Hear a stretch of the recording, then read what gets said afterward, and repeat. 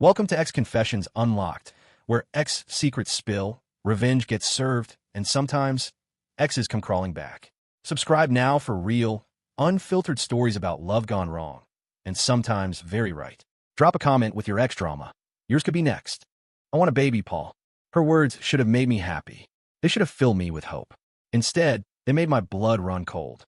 Because I knew, in the way her voice trembled, in the way her eyes flickered away from mine, that she was lying. And that's when I realized my wife wasn't trying to save our marriage. She was trying to bury it.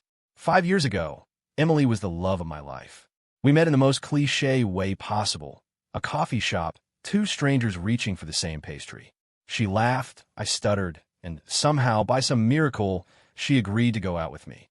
Emily was everything, sharp, funny, with a smile that could melt steel. She made me feel like the luckiest man alive just by looking at me. Our wedding was small, intimate.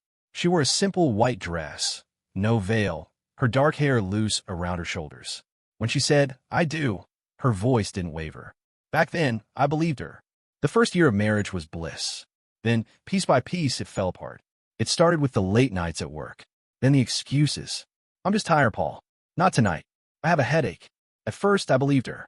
I wanted to believe her. But then I noticed the way she flinched when I touched her. The way she stopped wearing her wedding ring around the house, claiming it bothered her fingers. The worst part? The silence. Our home, once filled with laughter, became a tomb. We ate dinner in silence, slept in silence, existed in silence. I tried everything, date nights, therapy, even begging. Nothing worked. Then, out of nowhere, she came back. Not the real Emily, not the woman I married, but something close enough to fool me. It was a Tuesday. I came home to candlelight, soft music, Emily in that red dress, the one she wore on our anniversary. Her lips brushed my ear as she whispered, "Let's have a baby." For a second, I let myself believe it. Then I saw her phone light up on the counter. A single notification. "JS, did you take the test yet?" I wish I hadn't looked, but I did. Her phone was unlocked, a mistake she never made.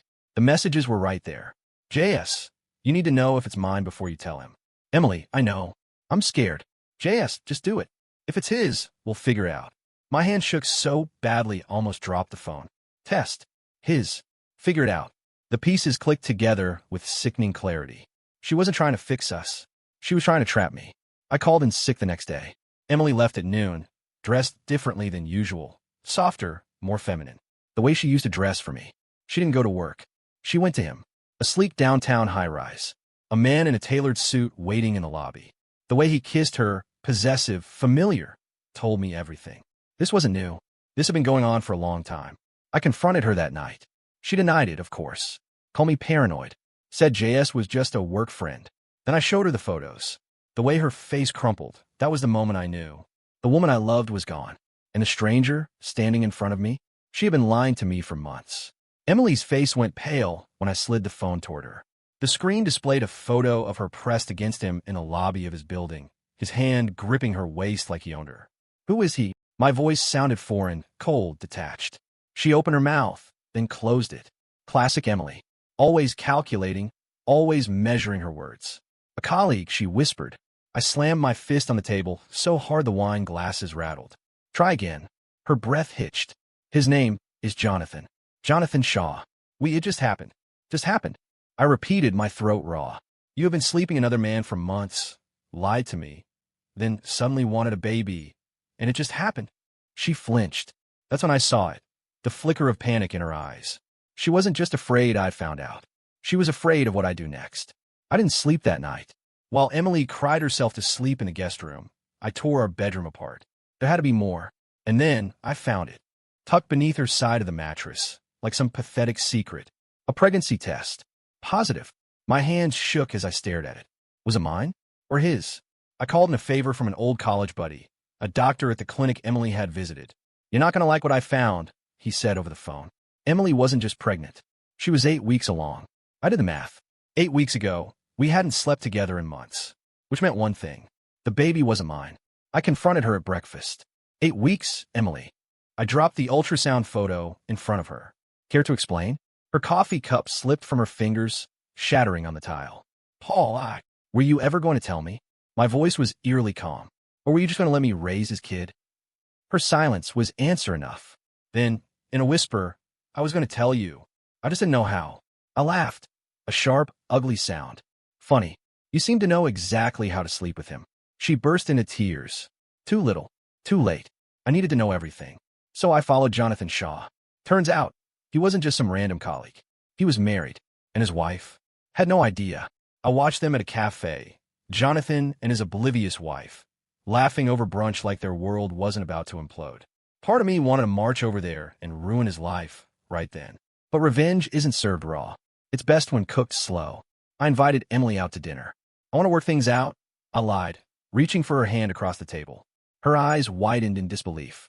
You do. We've been through too much to throw it all away, I said, forcing a smile. Let's start fresh. She cried. She apologized. She swore it would never happen again. And I recorded every damn word. The next day, I sent an anonymous email to Jonathan's wife. Attachments included screenshots of Emily and Jonathan's texts, the ultrasound photo, the recording of Emily confessing everything. Subject line, ask your husband about the baby. Then I sat back and waited for the fireworks. Jonathan's wife, Lena Shaw, was not the kind of woman who took betrayal quietly. By noon the day after my email, she had changed the locks on their penthouse, drained their joint accounts, and posted a very detailed Facebook expose tagging Emily, Jonathan, and both their workplaces. The post went viral by 3 p.m. To the homewrecker sleeping with my husband, congratulations. You can keep him. P.S. His mistress bonus package includes a lying, cheating narcissist who's terrible in bed. Enjoy. Attached? Every dirty text.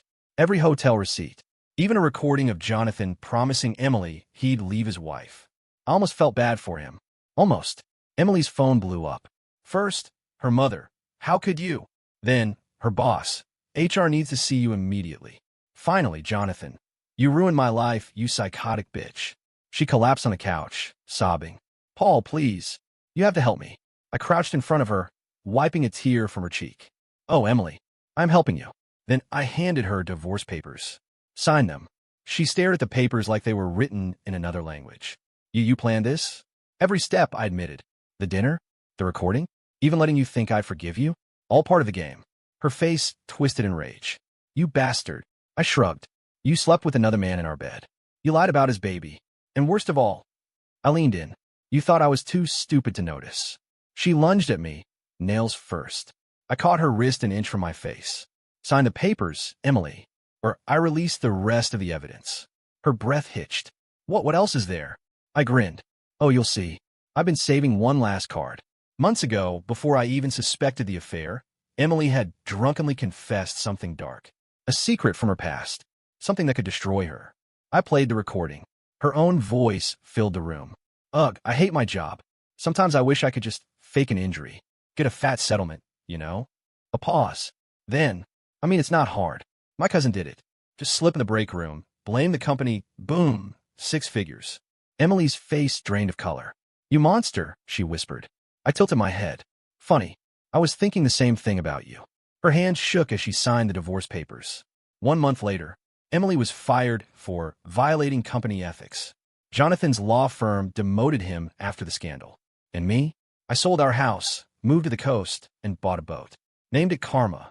1 year later, a knock at my door. Emily stood there, hollow-eyed, holding a baby. He left us, she said quietly.